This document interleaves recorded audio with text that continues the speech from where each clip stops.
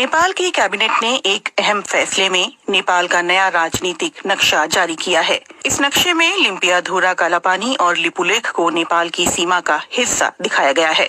नेपाल की कैबिनेट ने इसे अपना जायज दावा करार देते हुए कहा कि महाकाली यानी शारदा नदी का स्रोत दरअसल लिम्पियाधुरा ही है, जो फिलहाल भारत के उत्तराखंड का हिस्सा है। भारत इससे इनकार करता रहा है। नेपाल की कैबिनेट का फैसला भारत की ओर से लिपुलेख इलाके में सीमा सड़क के उद्घाटन के 10 दिनों बाद आया है। लिपुलेख से होकर ही तिब्बत चीन के मानसरोवर जाने का रास्ता है। इस सड़क के बनाए जाने के बाद नेपाल ने कड़े शब्दों में भारत के कदम का विरोध किया था। भारत के कदम का विरोध काठमांडू में नेपाल की संसद से लेकर काठमांडू की सड़कों तक दिखा। दरअसल 6 महीने पहले भारत ने अपना नया राजनीतिक नक्शा जारी किया था, जिसमें जम्मू और कश्मीर राज्य को 2 केंद्र शासित प्रदेशों जम्मू कश्मीर और लद्दाख के रूप में दिखाया गया था। इस नक्शे में लिम्पियाधुरा, कालापानी और लिपुलेख को भारत का हिस्सा बताया गया था। नेपाल इन इलाकों पर लंबे समय से अपना दावा जताता रहा है। नेपाल के कृषि और सहकारिता मामलों के मंत्री घनश्याम भूसाल ने कांतिपुर टेलीविजन से कहा, ये नई शुरुआत है, लेकिन ये नई बात नहीं है। हम हमेशा से ये कहते आए हैं कि महाकाली नदी के पूरब का हिस्सा नेपाल का है। अब सरकार ने आधिकारिक तौर पर उसे नक्शे में भी शामिल कर लिया है। हालांकि घनश्याम भूसाल ने ये भी कहा है कि इस मसले पर आधिकारिक हल के लिए भारत के साथ कूटनीतिक बातचीत जारी रहेगी।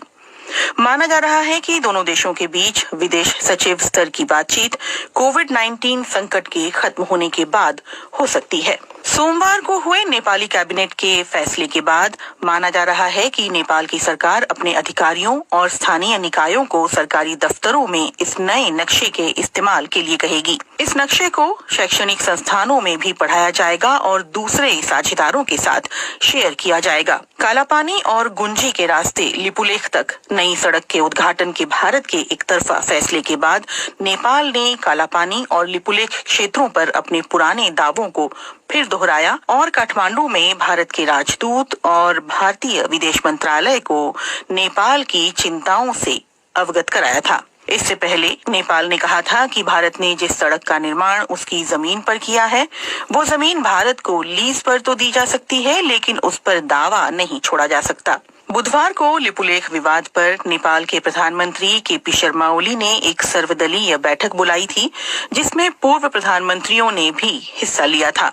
लिपुलेख वो इलाका है जो चीन, नेपाल और भारत की सीमाओं से लगता है। लिपुलेख में कथित अतिक्रमण के मुद्दे को लेकर नेपाल में भारत विरोधी प्रदर्शनों का सिलसिला भी जारी है। नेपाल के प्रधानमंत्री केपी शर्मा ओली की सरकार ने इस सिलसिले में भारत के समक्ष लिपुलेख इलाके पर नेपाल के दावे को दोहराते हुए कड़े शब्दों में कूटनीतिक विरोध दर्ज कराया है। उत्तराखंड के धारचूला के पूरब में महाकाली नदी के किनारे नेपाल का दारचूला जिला पड़ता है। महाकाली नदी नेपाल भारत की सीमा के तौर पर भी काम करती है।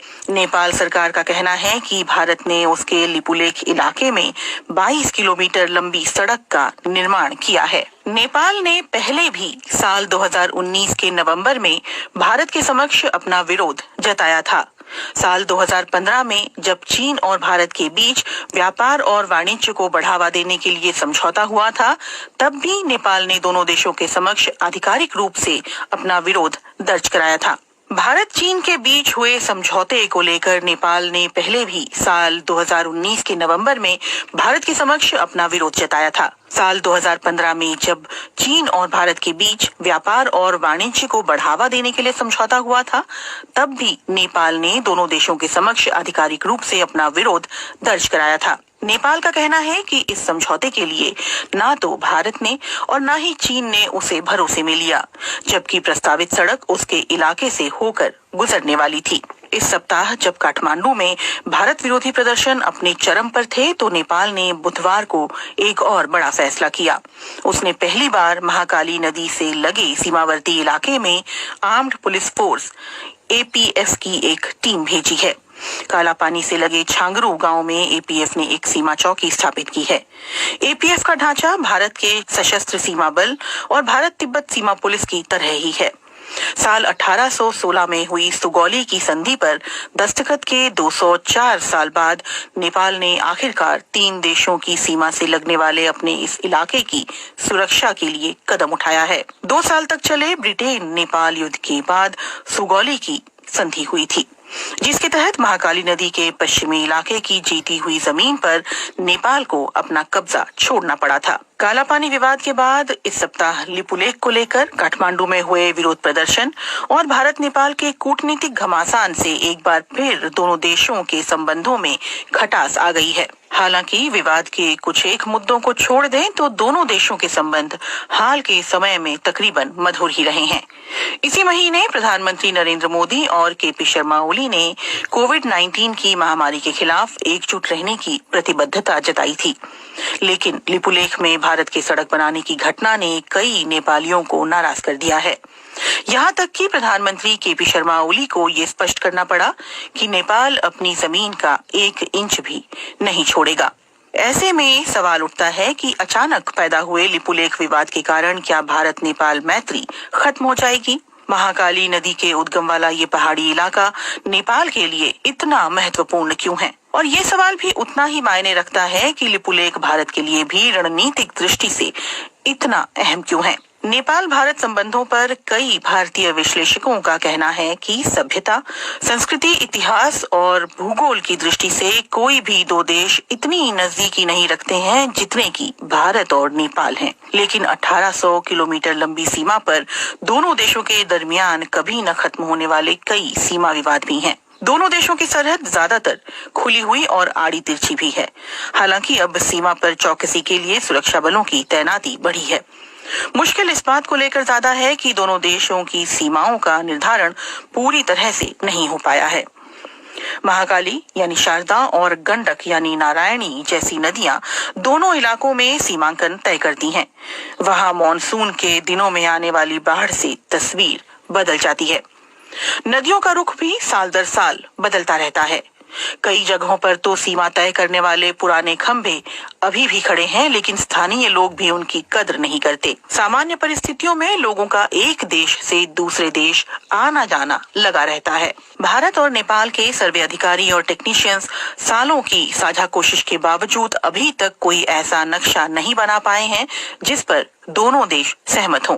नेपाल के सर्वे विभाग के पूर्व महानिदेशक बुद्धिनारायण श्रेष्ठ की रिपोर्ट के मुताबिक साल 1850 और 1856 में भारत और नेपाली अधिकारियों ने मिलकर एक नक्शा तैयार किया था। बुद्धिनारायण श्रेष्ठ के मुताबिक महाकाली नदी लिम्पियाधुरा कालापानी से उत्तर पश्चिम में 16 किलोमीटर दूर से निकलती है और सुगौली की संधि में इस नदी को दोनों देशों की सरहद करार दिया गया था।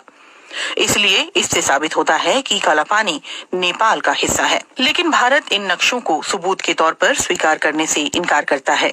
भारतीय पक्ष का कहना है कि इसकी जगह 1875 के नक्शे पर विचार किया जाना चाहिए, जिसमें महाकाली नदी का उद्गम काला पानी के पूर्व में दिखलाया गया था।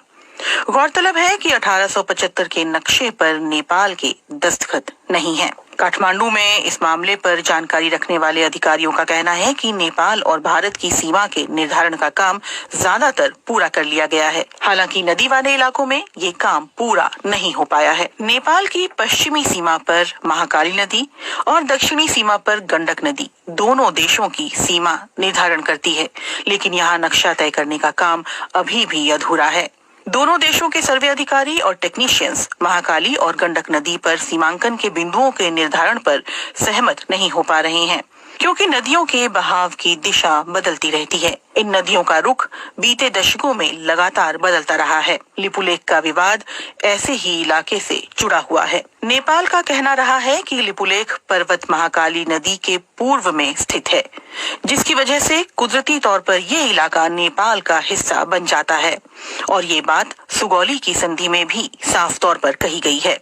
एनसाइक्लोपीडिया ब्रिटानिका के अनुसार सुगौली की संधि से ब्रिटेन नेपाल युद्ध की औपचारिक तौर पर समाप्ति हुई थी। संधि की शर्तों के तहत नेपाल ने तराई के विवादास्पद इलाके और महाकाली नदी के पश्चिम में सतलुज नदी के किनारे तक जीती हुई जमीन पर अपना दावा छोड़ दिया था। अगर सुगौली की संधि ये स्पष्ट रूप से कहती है कि महाकाली नदी का पूर्व का इलाका नेपाल का है, तो फिर समस्या कहाँ है? नेपाली इतिहासकारों और सर्वे अधिकारियों का कहना है कि दोनों देशों के बीच गलतफहमी इस बात को लेकर है कि महाकाली नदी का उद्गम स्थल कहाँ है और विवाद की जड़ यही है। इसीलिए सवाल उठता है कि महाकाली नदी कहाँ से निकलती है, लिम्पियाधुरा की पहाड़ियों से या फिर लिपुलेख से। गुंजी गांव के पास जहां लिपुलेख जाने वाली सीमा सड़क बीते शुक्रवार खोली गई थी, वहां दो छोटी नदियां आकर मिलती है। एक धारा दक्षिण पूर्व के लिम्पियाधुरा की पहाड़ियों से निकलकर आती है, तो दूसरी धारा दक्षिण में लिपुलेख से आती है। नेपाल के विशेषज्ञ और अधिकारियों का कहना है कि महाकाली नदी लिम्पियाधुरा से निकलकर उत्तर पश्चिम में भारत के उत्तराखंड की ओर बढ़ती है, लेकिन इसके ठीक उलट भारतीय पक्ष का कहना है कि महाकाली नदी का रुख नेपाल की ओर उत्तर पूर्व में है। उनका कहना है कि लिपुलेख से निकलने वाली जलधारा ही दरअसल महाकाली नदी का स्रोत है और इसी से दोनों पड़ोसी देशों की सीमाओं का निर्धारण होता है। 8 मई को लिपुलेख के लिए सड़क मार्ग खोले जाने के बाद आई नेपाल की कड़ी प्रतिक्रिया पर भारत ने इस फैसले का बचाव करते हुए कहा कि किसी भी नेपाली क्षेत्र का अतिक्रमण नहीं किया गया है और सीमा सड़क कैलाश मानसरोवर की पारंपरिक धार्मिक यात्रा के रूट पर ही बनाई गई है। लेकिन नेपाली इतिहासकारों, अधिकारियों और जहां से भारत ने 8 मई को लिपुलेख जाने वाली सड़क का रास्ता खोला है, यानी गुंजी गांव के लोगों का ये कहना है कि नेपाली पक्ष के पास इस बात को लेकर पर्याप्त सबूत हैं कि सुगौली की संधि के अनुसार लिपुलेख और उस इलाके के कई गांव नेपाली क्षेत्र में आते हैं। विवाद दूसरे इलाकों को लेकर भी है। नेपाल की सरकार लगातार इस बात पर जोर देती रही है कि लिपुलेख और गुंजी गांव के अलावा भारत ने महाकाली नदी के उत्तर में उससे लगे कई इलाकों पर भी अपना कब्जा कर रखा है, जिसमें काला पानी भी शामिल है। काला पानी में भारत चीन युद्ध के दौरान 1950 में आईटीबीपी ने अपनी चौकी स्थापित की थी। इसके अलावा सुदूर पश्चिम में स्थित लिम्पियाधुरा को लेकर भी दोनों देशों के बीच विवाद है। वहीं नेपाल की राष्ट्रीय राजनीति में 3 दशक से भी ज्यादा समय से महाकाली काला पानी का मुद्दा उठता रहा है। नेपाल के सर्वे विभाग के अधिकारियों का कहना है कि लिपुलेख और काला पानी हिमालय क्षेत्र के सुदूर इलाके हैं जहां पहुंचना बहुत मुश्किल है और वहां कोई इंसानी आबादी नहीं रहती। यही वजह है कि नेपाल ने वहां सीमा सुरक्षा चौकी स्थापित नहीं की। अधिकारी ये भी कहते हैं कि सुगौली की संधि के अलावा नेपाल के पास और भी सबूत हैं, जिनमें संधि पर दस्तखत से पहले ब्रितानी अधिकारियों को लिखी चिट्ठी और उस दौर के दस्तावेज शामिल हैं। नेपाल काला पानी और गुंजी के स्थानीय लोगों की मालगुजारी रसीद और नेपाली मतदाता होने का पहचान पत्र भी सबूत के तौर पर दिखा रहा है। इसके अलावा साल 1908 में मानसरोवर की यात्रा करने वाले भारतीय संत योगी भगवान श्रीहंस और 30 और 40 के दशक में वहां जाने वाले स्वामी प्रणवानंद ने भी अपने यात्रा संस्मरणों में लिपुलेख के दक्षिण में छांगरू गांव में नेपाली सुरक्षा कर्मियों की मौजूदगी के बारे में विस्तार से लिखा है। कई नेपाली अधिकारियों और पत्रकारों ने बीते दशकों में काला पानी की यात्रा के बाद वहां के स्थानीय लोगों के पास मौजूद उनके नेपाली दस्तावेज इकट्ठा किए हैं। इनमें लिपुलेख से लगे गुंजी गांव और काला पानी के आसपास के गांव भी शामिल हैं। भारत नेपाल के दावे को खारिज करता रहा है। काठमांडू में भारतीय दूतावास और उसके विदेश मंत्रालय ने अपनी तरफ से माहौल शांत करने की कोशिश करते हुए कहा है कि दोनों देशों के विदेश सचिव स्तर की वार्ता में इन मुद्दों पर बात की जाएगी। नेपाल में संसद से सड़क तक भारत विरोधी नारे गूंज रहे हैं और इसके बावजूद काला पानी और लिपुलेख को लेकर दोनों देशों के बीच छिड़ा विवाद सुलझता हुआ नहीं दिख रहा।